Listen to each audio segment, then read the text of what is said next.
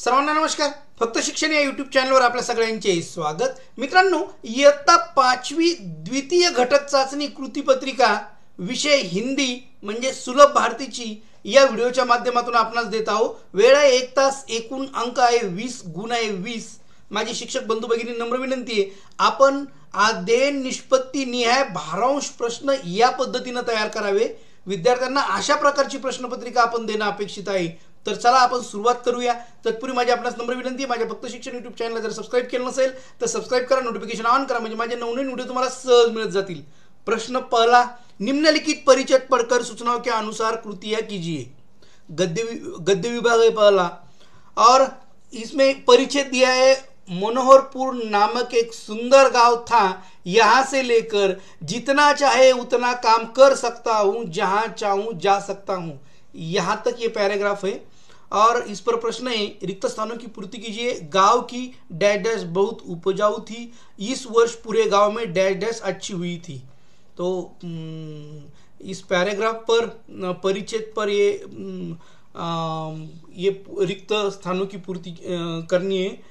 देखकर गांव की मिट्टी बहुत उपजाऊ थी और इस वर्ष पूरे गांव में सफल अच्छी हुई थी. तो यहाँ मिट्टी और यहाँ सफल. निम्नलिखित विधानों के सामने सही या गलत लिखिए. मनोहरपुर गांव के अधिकांश लोग खेती किया करते थे. और दूसरा, दोनों भाई हमेशा एक दूसरे की बुराई की बातें सोचा करते थे. तो सही और गलत लिखना है.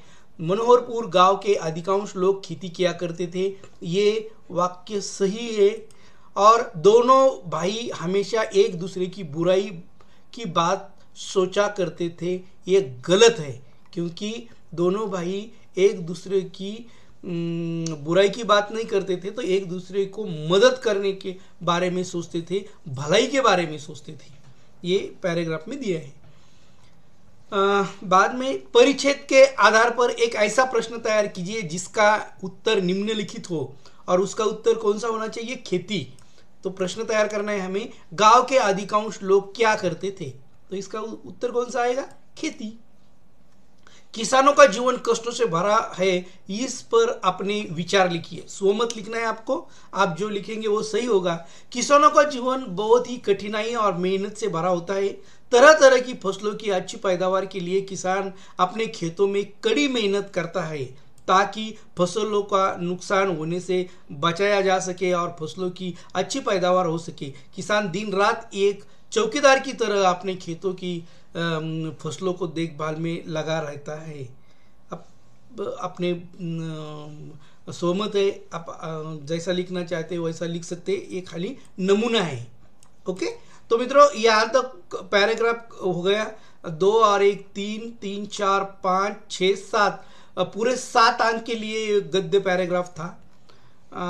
दूसरा प्रश्न है पद्य विभाग पर, प्रस्तुत कविता पढ़कर सूचनाओं के अनुसार कृतियां कीजिए. पहले कविता देखेंगे. कौन सी कविता है? जीवन है चलने का नाम, जीवन कविता है. और जीवन कविता के आधार पर कुछ प्रश्न पूछे. पहला प्रश्न है, जीवन में क्या करना चाहिए? 2 अंक के लिए. तो चलते रहना चाहिए और मीठा बोलना चाहिए. और भी कुछ बातें लिख सकते हैं, लेकिन 2 ही पूछे, इसलिए 2 ही लिखना. कृति पूर्ण करो. जीवन इसका नाम और मीठी बोली हो. तो जीवन इसका नाम, चलने का नाम और मीठी बोली हो. कैसी हो? माँ जैसी. हमारी सोच सकारात्मक होनी चाहिए, इस विषय पर अपने विचार लिखो.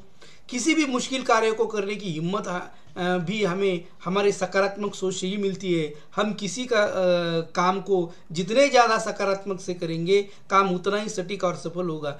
जीवन की विषम परिस्थितियों में सकारात्मक सोच न होने के कारण बहुत से व्यक्ति अपना मानसिक संतुलन खो देते हैं और अपना बहुत बड़ा नुकसान कर बैठते हैं. इसलिए हमारी सोच सकारात्मक होनी चाहिए. इस तरह से हम लिख सकते हैं. ये अपना स्वमत है मित्रों. ओके. तो यहाँ तक हो गया कविता. 2 2 4 और 2 6 6 अंक के लिए कविता, 7 अंक परिच्छेद के और 2 6 अंक किए, यानी 13 अंक हो गए. अब व्याकरण है. व्याकरण विभाग 7 अंक का व्याकरण विभाग. सूचनाओं के अनुसार कृति कीजिए. दिए गए वाक्य में विशेषण को अधोरेखित करें. विशेषण को अधोरेखित करना है. आंगन में सुंदर फूल है, हमारा घर बड़ा है. तो इसमें विशेषण सुंदर और दूसरे वाक्य में बड़ा। ओके, विरुद्धार्थी शब्द लिखिए। रात छोटा, रात का विरुद्धार्थ दिन, छोटा का बड़ा।